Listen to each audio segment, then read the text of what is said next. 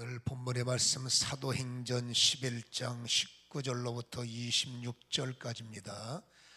그때에 스데반의 일로 일어난 환난으로 말미암아 흩어진 자들이 베니게와 구브로와 안디옥까지 이르러 유대인에게만 말씀을 전하는데, 그 중에 구브로와 구레네 몇 사람이 안디옥에 이르러 헬라인에게도 말하여 주 예수를 전파하니, 주의 손이 그들과 함께 하심에 수많은 사람들이 믿고 주께 돌아오더라. 예루살렘 교회가 이 사람들의 소문을 듣고 바나바를 안디옥에까지 보내니, 그가 이르러 하나님의 은혜를 보고 기뻐하여 모든 사람에게 굳건한 마음으로 주와 함께 머물러 있으라 권하니, 바나바는 착한 사람이여 성령과 믿음이 충만한 사람이라 이에 큰 무리가 주께 더하여지더라. 바나바가 사울을 찾으러 다소에 가서 만남의 안디옥에 데리고 와서 둘이 교회에서 1년간 모여 큰 무리를 가르쳤고, 제자들이 안디옥에서 비로소 그리스도인이라 일컬음을 받게 되었더라. 이방 선교의 대명사가 안디옥 교회이지 않습니까?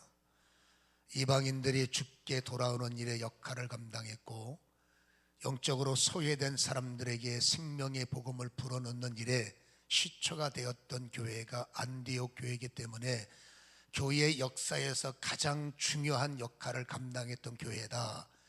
그래서 여러분 다니다 보면 안디옥 교회의 이름을 가진 교회들이 많은데, 안디옥 교회의 생명은 여러분 복음 전파요 선교이기 때문에 그러한 어떤 영적인 스피릿을 가지신 분들은 안디옥 교회 하면 선교를 잘하는 교회 이렇게 인식이 되었지만 실상은 모르겠어요. 그러나 그만큼 목회자들 머릿속에는 선교에 능한 교회, 정말 탁월한 교회가 안디옥.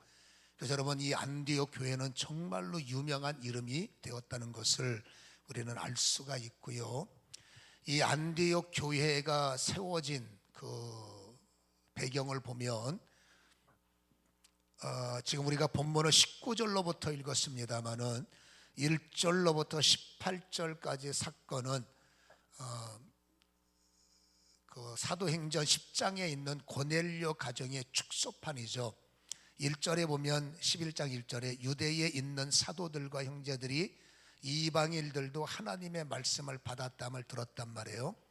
그때 2절에 베드로가 예루살렘에 부흥회를 마치고 올라왔더니 할례자들, 유대인들의 골수분자들이죠, 비난을 하는 겁니다. 이르되 네가 목사님이 어떻게 무할례자에 들어가 무할례 집에 들어가서 함께 교제하며 예배를 드리며 그럴 수가 있느냐. 한마디로 여기서 비난했다는 것은 대들었다는 것이고 싸우자는 것이고, 그렇게 여러분 힐난하는 모습을 성경은 보여주고 있는 거예요. 그때 4절로부터 16절까지는 베드로 목사님이 그 상황 설명을 하는데, 하나님께서 그렇게 하신 걸 나보고 어떡하란 말이냐, 이런 일이 있었다 저런 일이 있었다, 우리가 지난주에 나눴던 말씀 읽었던 본문에 하나님이 이렇게 하신 것을 나보고 어떡하란 말이냐 하면서 17절에 그런즉, 이 말이 그 말이죠. 하나님이 우리가 주 예수 그리스도를 믿을 때에 주신 것과 같은 선물을 그들에게 주셨으니, 이 선물은 우리가 지난주 금요일날 나눴지 않습니까? 내가 누구이기에 하나님을 능히 막겠느냐, 하나님이 하라고 하신 것을 내가 어떻게 거절할 수 있겠느냐, 이렇게 다시 한번 부연 설명을 그들에게 하는 거예요. 그때 18절에 그들이 이 말을 듣고 마음이 잠잠해지는 거죠. 하나님께 오히려 영광을 돌리면서 이렇게 말합니다. 그러면 하나님께서 이방인에게도 생명을 얻는 회개를 주셨네 라고 서로 환영하고 이해를 하고 이제 수용하고 받아들이는 모습을 보이는 거예요.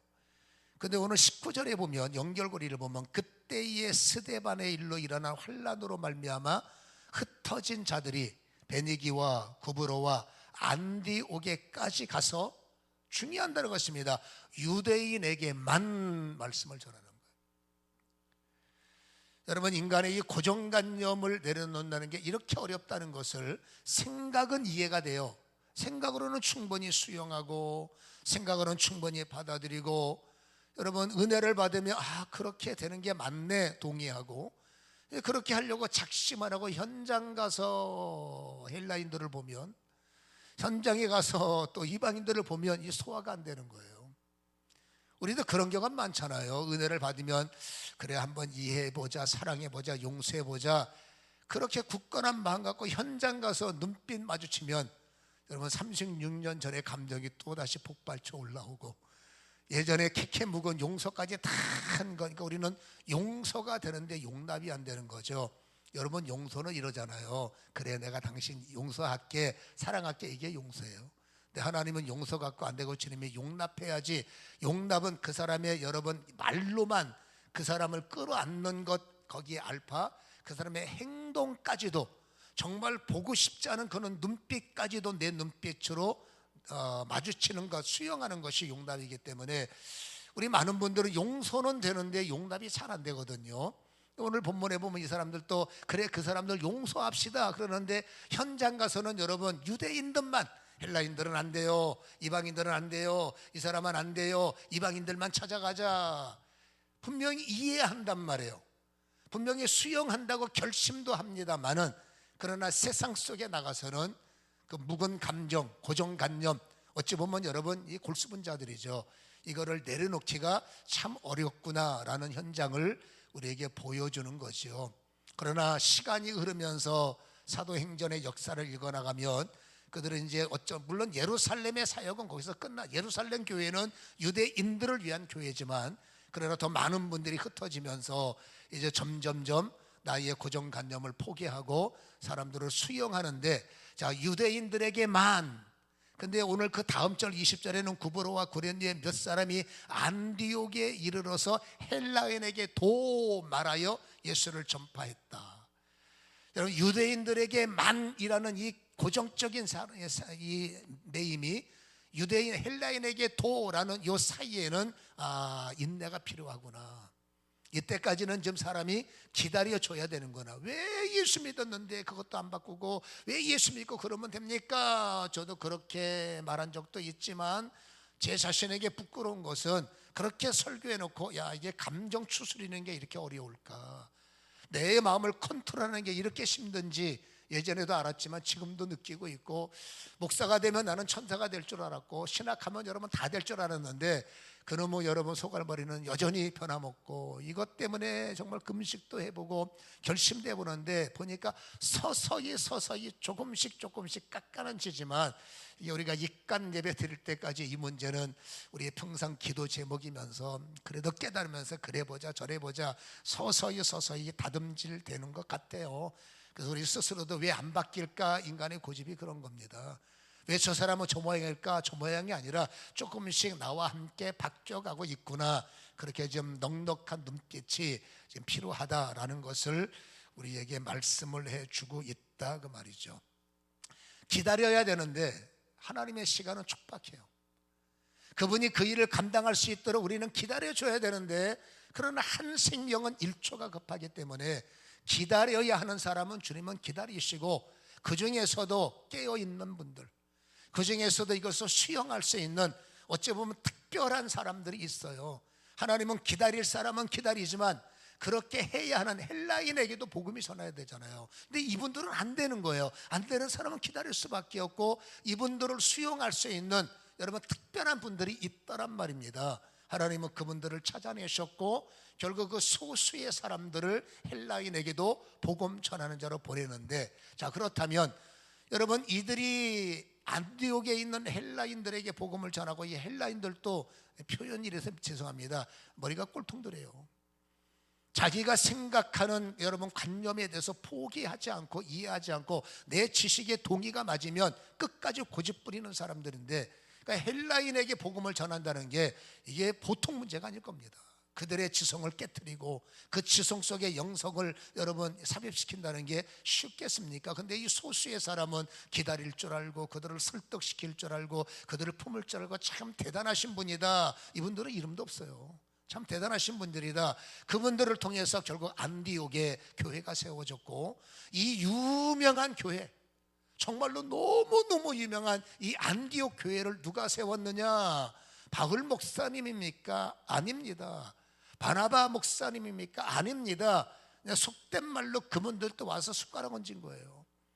여러분 이 너무너무 유명한 이 안디옥 교회를 세운 것은 이름도 없는 소수의 사람들이 주님의 명령을 따라. 그분들은 왜 여러분 그러고 싶지 않겠습니까마는, 그러나 내 생각보다 이분들은, 이 무명시들은 주님의 생각이 더 좋은 거예요. 내 여러분 살아왔던 방식보다 주님의 말을 더 닮아가고 싶기 때문에 여러분 헬라인에게 복음을 전하는 게 위험 부담이 있고, 저 유대 저 이방인들에게 복음을 전하는 이분들 분위기 알잖아요.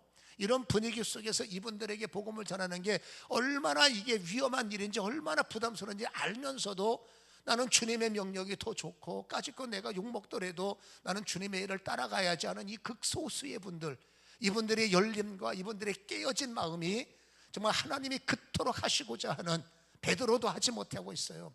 예루살렘 교회는 여전히 유대인들에게만 3,000명 모았다. 그 명수가 뭐가 중요합니까? 주님은 땅끝이라는데. 근데 이 극소수의 사람이 정말로 들을 기가 있어서, 깨닫는 마음이 있어서 하나님은 그 소수의 무리를 끄집어내서 바로 이토록 안디옥 사람들에게 복음을 전했고, 이토록 안디옥 교회가 세워졌기 때문에 이 교회를 세운 사람들은 유명 인사들이 아니라 이름도 없는 무명인들에 의해서 안디옥 교회가 세워졌구나라는 것을 우리는 깨달을 필요가 있는 겁니다. 우리는 유명해지기를 원하지만, 유명해지고자 하는 마음 본인들의 마음이니까 제가 말릴 것은 아니지만, 유명해지든 여러분 무명하든 성도가 더 중요한 것은 주의 말씀을 알아듣는 귀, 그리고 주의 말씀을 이해로 끝나는 것이 아니라 실천할 수 있는 이런 생명을 얻는 것이 더 중요하기 때문에, 하나님은 유명하든 무명하든 하나님이 그때그때마다 고집스러운 우리들 가운데, 여러분 이 고집스러운 사람이 잘하는 것도 있어요. 못하는 거 아니에요. 이들은 유대인들에게 복음을 잘 전해.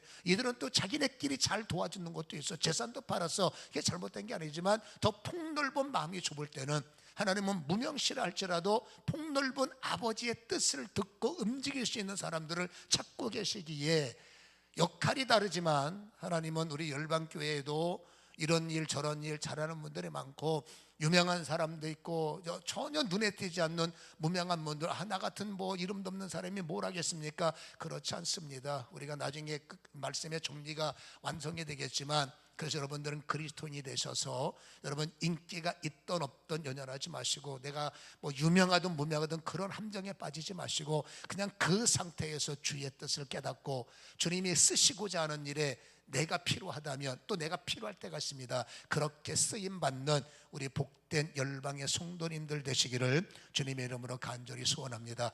그 일은 유명한 분들만 하시는 거죠. 권사님이 하시고 아무개가 하시고 그렇지 않습니다. 하나님은 그 일에 무명하든 유명하든 나를 쓰시길 원한다는 사실을 우리는 주목할 필요가 있다라는 거죠. 또다시 주목해야 할 것이 있습니다. 이 안디옥 교회를 세운 이 무명시들 가운데 유독 눈에 띄는 한 사람, 무명이지만 눈에 띄는 한 사람이 있기 때문에 우리는 이 사람을 좀 주목하려고 합니다. 이들에 의해서 이방선교의 주의 뜻이 이루어졌고요. 이들은 아까도 제가 말씀드렸죠. 오늘 본문에 보면 구브로와 구렛네 몇 사람이라고 소개가 됐는데, 이 구브로와 구렛네 몇 사람이 사도행전 13장 1절에서 조금 더 구체적으로 그들의 윤곽이 드러납니다. 1절에 보면 안디옥 교회의 선지자들과 교사들이 있으니 곧 바나바와 니게르라고 하는 시몬과, 이 니게르라고 하는 시몬을 주목할 필요가 있어요. 구렛네 사람 루기오와 분보랑 헤롯의 젖동생 마나엔과 및 사울이다. 이들은 여러분 은혜를 통해서 이제 사도의 선지자의 반열과 교사의 반열까지 올라왔던 무명들인데, 이 중에서 이 구렛네 사람, 그렇죠? 니게르라고 하는 시몬, 구렛네 사람 같은 친분이 있는 사람들로 여겨지는데, 이 중에서 니게르가 누구일까? 니게르라고 하는 시몬이 누구일까? 이 니게르라는 뜻의 해석은 검다, 흑인과 비슷한 이 검다라는 의문인데, 여러분 자료를 연구를 해보면은 많은 신학자들, 많은 성경학자들이 이 니게로 시몬은 구렛뇨 시몬일 확률이 높다, 그 정확한 근거를 말해라 라고 하면 성경의 배경을 제가 설명을 해드리겠습니다만은, 아무튼 여러분 성경학자들과 신학자들 많은 분들이 다른 의견도 없지 않아 있습니다만은, 이 니게로 시몬은 구렛뇨 시몬을 말한 것이다, 그렇게 다수의 의견들이 있고 저는 그 의견을 존중합니다. 구렛뇨 시몬을 우리가 다시 한번 살펴보면, 마가복음 15장 21절의 말씀은 유명하지 않습니까? 마침 알렉산더와 루포의 아버지, 이 말은 알렉산더의 아버지, 루포의 아버지 형제를 말하는 겁니다. 아버지는 구레뇨 사람 시몬이 시골 출신이에요. 지나가다가 우리가 고난주간에 말씀했지 않습니까? 금요일날 여러분, 구레뇨 시몬이 예수님 옆에 구경을 하다가 예수님이 구레뇨 시몬 앞에서 고꾸라지셨어. 너무 힘이 드시니까. 여러분, 사형을 집행하는 공무원들은 빨리 여러분 사형을 집행해야 되겠, 내비뒀다가는 시간이 걸리겠으니까 건장한 구레뇨 시몬을 끄집어낸 거죠. 그리고 네가 이 십자가 져. 어떤 여러분 상상도는 주님이 걸을 만한 힘이 없기 때문에 이 구레뇨 시몬이라는 사람이 한쪽에는 2m의 십자가를 메고 한쪽으로는 여러분 예수님을 짊어지고, 저는 이 그림이 참 은혜가 되더라고요. 그러면서 여러분 사형 현장까지 이렇게 가고 있는 그림이 있지 않습니까? 그러니까 이 일에 끌려 나온 사람이 구레뇨 시몬임을 성경은 우리에게 보여주고 있지 않습니까? 지고 싶어서 진 게 아니라 억지로 끌려 나와서 십자가를 졌는데, 억지로 십자가를 지는 이 발걸음은 지극히 작은 시간이에요. 그리고 지극히 작은 헌신과 희생을 강요당했지만 주의 십자가를 졌단 말입니다. 근데 결론이 뭐냐면, 작은 수고를 해서 가장 큰 축복을 받은 사람이 이 바로 구레뇨 시몬이라는 것을 우리에게 던져주고 있다라는 것입니다. 굉장히 중요한 내용이죠. 여러분, 이 구레뇨 시몬이 억지로 마지못해 그러나 그 생명의 피를 함께 몸에 발랐다는 게 가문의 영광인 걸 지금은 몰랐죠. 그때는 예수님의 여러분 생명의 신음소리를 가장 가까이에서 들었던 구레뇨 시몬, 그가 여러분 골고다 언덕에서 십자가가 세워지고 예수님의 사형을 집행할 때 그는 여러분 가버렸겠습니까? 구경하러 온 사람이, 일부러 아니지만 지나가는 길목에 시간에 맞았던 그 사람이 여러분 주님의 그 상황을 아마도 가장 십자가를 졌다는 특혜 때문에 가장 곁에서 지켜본 사람 중에 한 명이었을 겁니다. 그때 우리는 여러분 이 사이드에 나와 있는 주님의 십자가의 사건들을 알지 않습니까? 갑자기 하늘이 어려워지고 일어날 수 없는 기후의 조건의 변화와 무덤 문이 열리면서 죽은 자가 살아나고 사람들은 경직되고 어마어마한 사건들이 일어난 것을 현장에서 내 눈으로 똑똑히 지켜본 사람이 여러분 구레뇨 시몬일 거란 말이에요.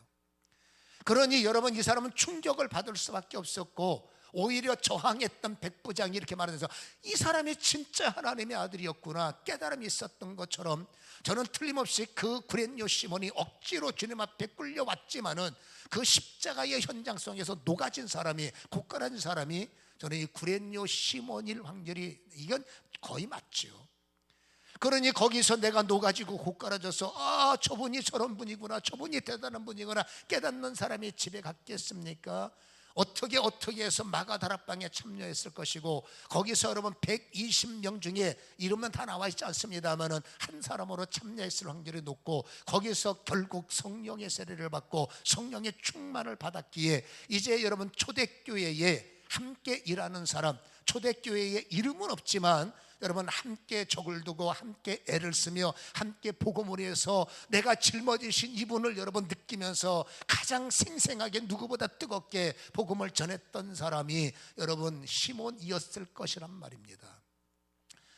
그는 오늘 13장 1절에 결국 선지자의 반열까지 올라가는 영적 거룩함이 있었고, 영적인 정말 은혜가 무수히 부어진 사람이 얼마나 감사합니까? 근데 그의 가정이 더 중요하다는 것을 우리는 알 수가 있는 겁니다. 여러분, 오늘 이 구레뇨 시몬은 결국 안디옥 교회까지 설립을 하는, 개척을 하는 축복을 받았고, 그 가정사를 열어보면은 로마서 여러분 16장 13절을 잘 들어보세요. 아까 제가 마가복음 15장 21절에 성경엔 토시 하나의 변화가 중요해요. 마침 알렉산더의 아버지, 루포의 아버지 구레뇨 시몬, 성경은 그 족보의 자녀들을 항상, 유대인들은 아들들의 혈통을 중시하기 때문에 아무개를 소개할 때 그 가족들을 드러낸단 말입니다. 근데 로마서 16장 13절에 바울이 그 족보를 다시 끄집어낼 때 주 안에서 택하심을 입은 누포와 그의 어머니, 여기서 알렉산더 이름이 빠집니다. 실수가 아닙니다. 저자의 미스가 아닙니다. 여러분, 여기는 분명한 이유가 있다는 것이 고고학적으로 증명이 되는 거예요. 마가복음에서 등장했던 알렉산더가 여러분 로마서 16장에서 빠지는데, 이 로마서는 우리가 알다시피 사도 바울의 마지막 서신서로 여러분 그 로마의 교인들에게 바울 목사님이 편지를 쓴 거예요. 설교문을 쓴 거예요. 이 로마의 편지를 썼는데 여기는 알렉산더의 이름을 뺐다는 것은 바울 목사님이 실수한 것일까요? 아닙니다. 바울 목사님은 이 가정에 정말로 애정이 많았다는 것을 성경은 드러내고 있는데, 주 안에서 택하심을 입은 누포와 그의 어머니에게 문안을 하라는 겁니다. 왜? 그의 어머니는 군대 어머니라는 거예요. 두 사람이 혈통관계란 말입니까? 전혀 아닙니다. 여러분, 이것이 이 가정의 축복이고 시몬의 거듭난 이후에 얼만큼 강력한 은혜가 여러분 구레뇨 시몬에게 흘러내린 은혜가 자녀들에게 스며들고, 그 흘러내린 은혜가 여러분 그 아내에게 스며들어서 그 아내 역시 이제 사도 바울이 존경할 만큼, 사도 바울이 저분 정말 대단하시다. 여러분 몇 번 예언 못 반하고 병 몇 번 고쳤다고 사도 바울 그런 거에 눈썹 하나 껐다가지 않습니다. 왜? 사도 바울이 나는 당신보다 방언을 더 잘하고, 나는 능력도 당신보다 더 잘하고, 나는 3층까지 갔다 온 사람이야. 웬만한 사람들이 은사, 웬만한 사람 능력에 여러분 저 밖에 있는 사람들 할지 모르지만 사도 바울은 눈썹 하나 껐다가지 않습니다. 근데 왜 이 여인을 사도 바울은 존경할까요? 틀림없는 것은 여러분 그가 로마에 세운 교회, 사도 바울은 로마 교회에 애정이 많지 않습니까? 그 로마 교회에 그래도 여러분 분열이 있고 엄청난 여러분 박해가 있고, 로마에 여러분 불질른 것을 저 기독교쟁이들 탓이다 해서 여러분 왕이 자기의 그 치부를 감추기 위해서 모든 그 조건들을 작업을 해서 기독교인들이 불질른 거야. 그러니 여러분 박해가 이루 말할 수 없었겠죠. 그것 때문에 바울이 체포가 되지 않습니까? 그래서 그 어려운 가운데서도 끝까지 기도의 자리를 지킨 분, 그 환난 가운데도 그래도 믿음의 사람으로 여러분 주님을 사랑했던 사람, 여러분 사도 바울 머릿속에 존경할 만하고, 사도 바울 마음속에 여러분 정말 저분은 대단한 분이야, 이런 존경심이 있었기 때문에 저분을 영적 어머니로 모시는 거지. 밥 한 번 몇 번 사줬다고 어떤 차로처럼 그냥 집에 갈 때마다 잠재워주고, 여러분 바울이 그런 일에 마음을 움직일 사람은 아니라는 얘기입니다. 그만큼 루포의 안에는 이름도 없어요.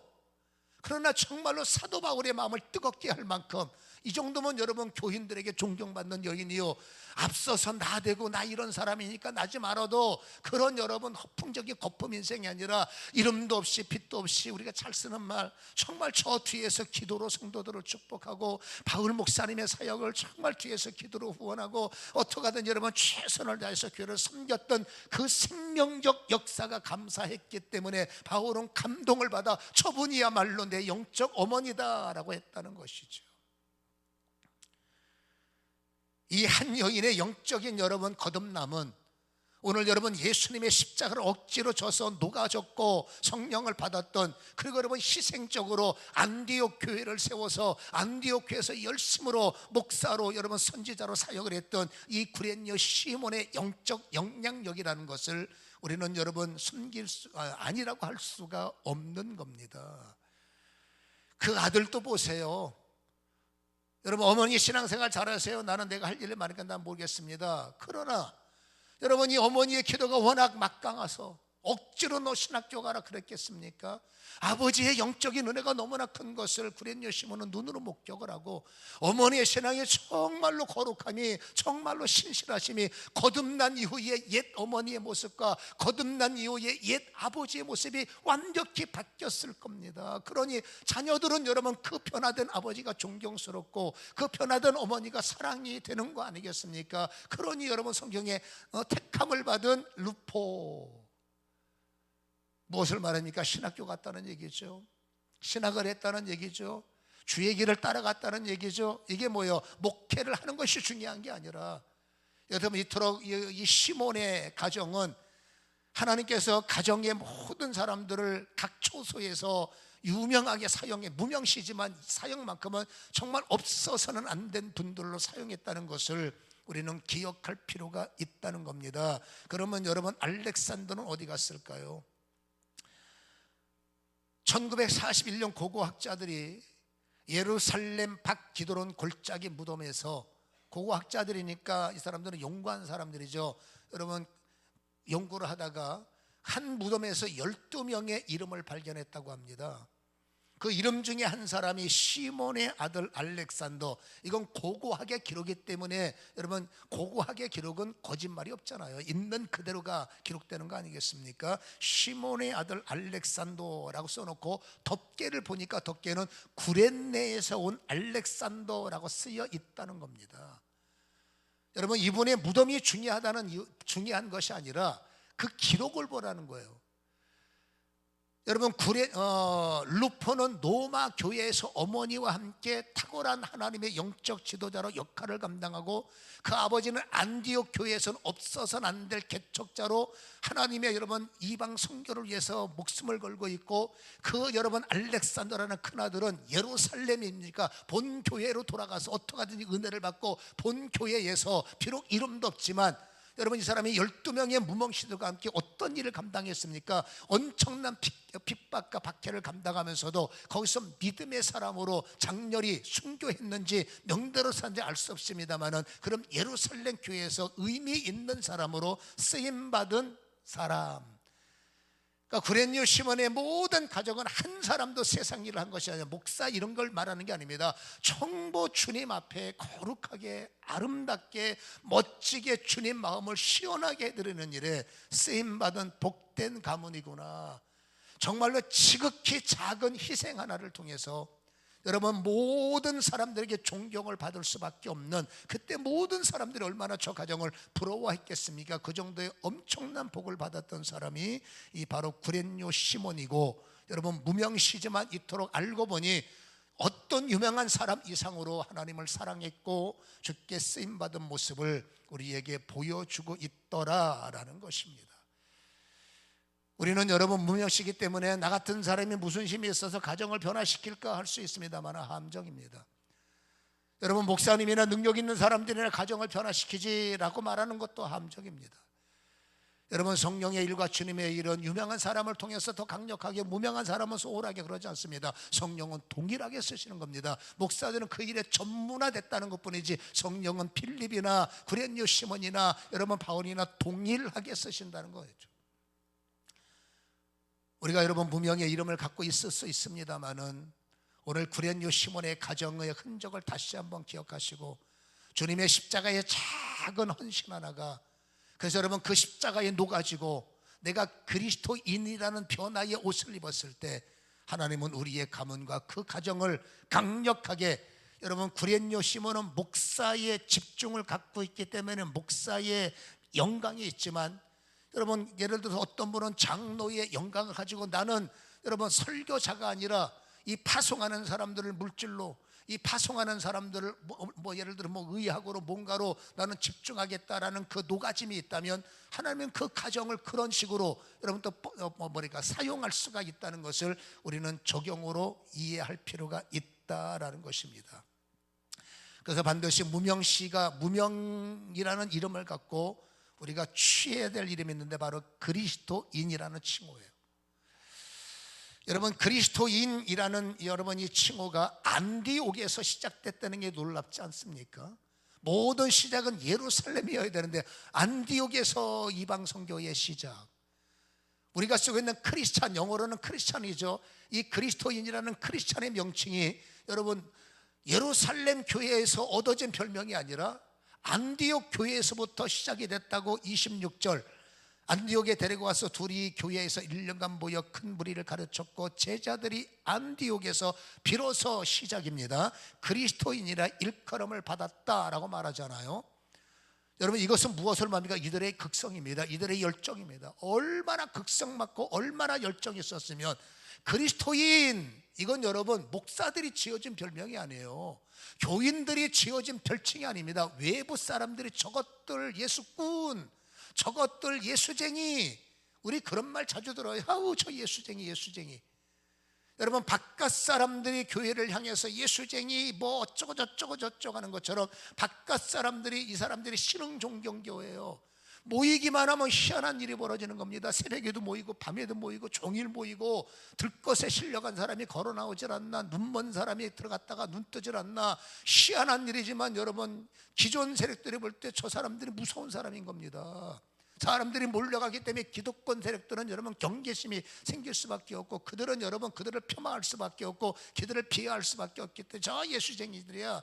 여러분 보세요, 갈릴리 사람들, 그 다음에 나사렛 사람들, 이게 좋은 의미가 아닙니다. 성경에 기록됐으니까 우리는 갈릴리 사람들을 봤지만, 여러분 그 유대 민족 가운데서도 가장 서러움이 많은 사람들, 가장 여러분 낮고 낮은 사람들이 사는 곳이 바로 여러분 이 갈릴리와 나사렛.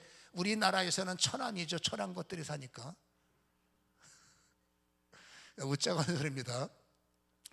그토록 여러분 저 갈릴리 사람들, 이거 칭찬 아닙니다. 저 사람들 학벌도 없어, 저 사람들 별일이 없어, 저 사람들 정말 여러분 천한 것들이야, 뭐 할 줄 알아. 그러니 오직했으면 나사렛에서 뭔 놈의 뭐가 나올 수 있겠느냐. 이거 여러분 비합니다. 이거 여러분 사람을 폄하하는 겁니다. 깔아뭉개는 겁니다. 수치를 유발시키는 단어가, 야 너희들 나사렛 사람들하고 놀고 있냐, 너희들 사람이 없어서 갈릴리 사람들을 쳐다보고 있냐. 이거 절대 좋은 의도가 아니라는 겁니다. 더 심한 것은요, 사도행전 24장을 읽어보면 5절에 이렇게 나옵니다. 우리가 보니 이 사람은 전염병자 같은 자라, 천하에 흩어진 유대인들을 다 소유하게 하는 자라, 나사렛 이단의 우두머리다. 여기 보세요. 저 예수쟁이들 그리스도인들은 뭐라고요? 전염병자들이라는 겁니다. 우리한테 전혀 도움이 되지 않는 아주 몹쓸 사람들이 그리스도인이야.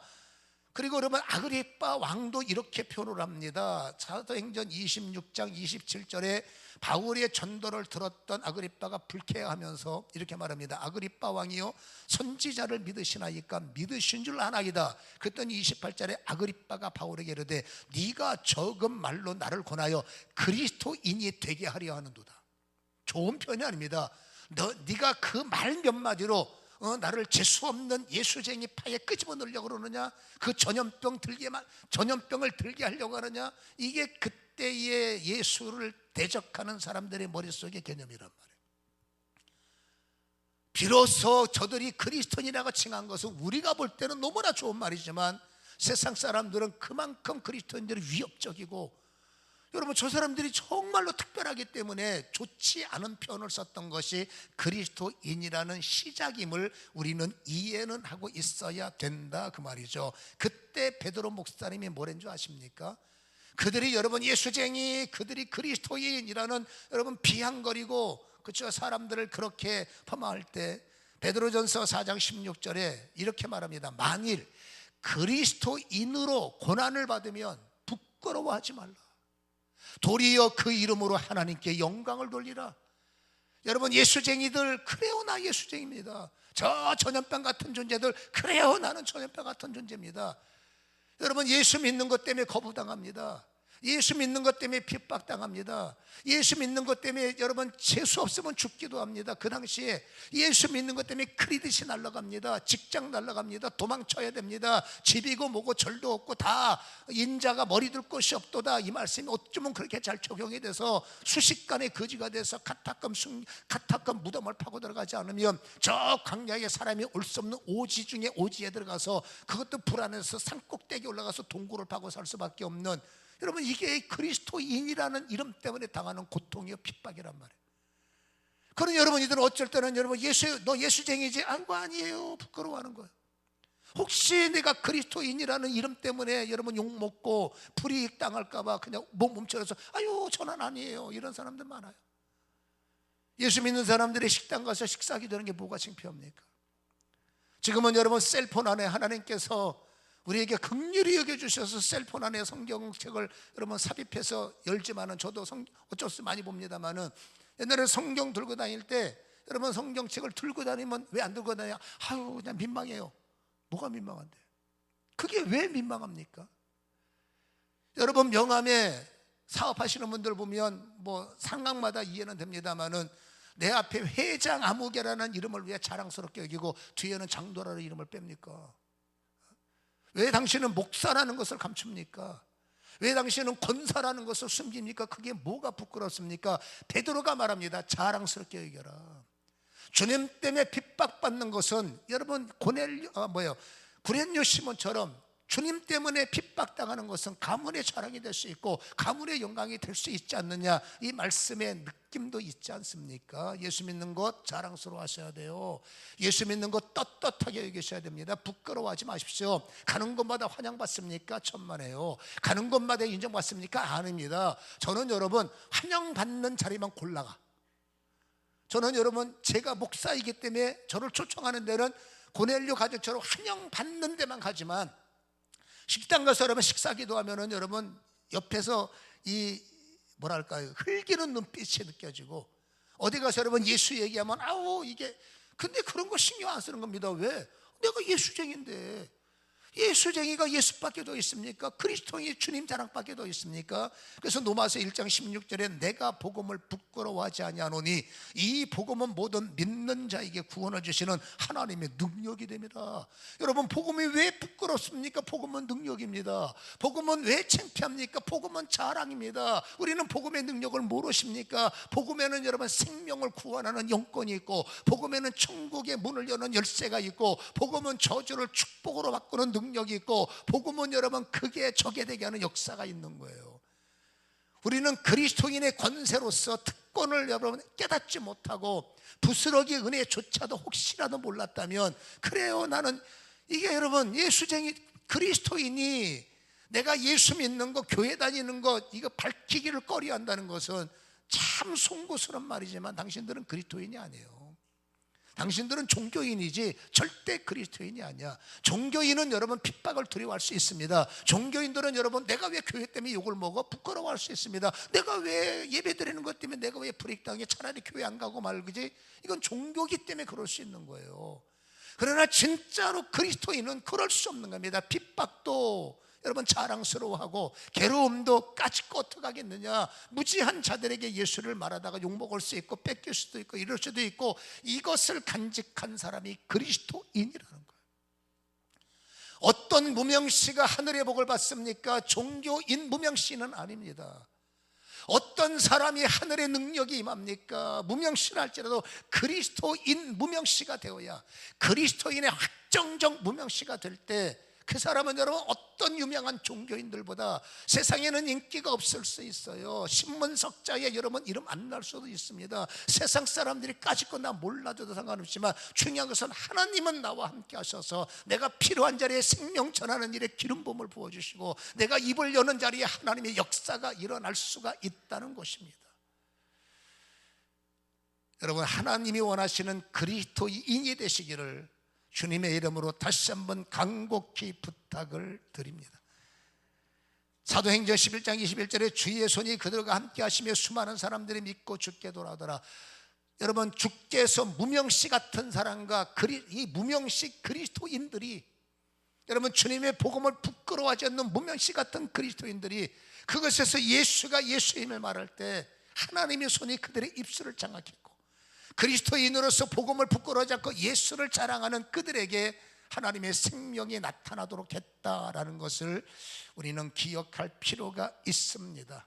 이름 석자 알리려고 애쓰는 것 교회 안에서는 위험한 일이고, 남이 나 몰라준다고 여러분 짜증내지 마시고, 나 하는 거 왜 몰라주느냐, 교회에서는 여러분 몰라줘도 상관없습니다. 그러나 주님께서도 나를 몰라주면 입장이 곤란한 거죠. 여러분, 주님이 아시면 돼요. 아니, 주님만 아시면 만족입니다.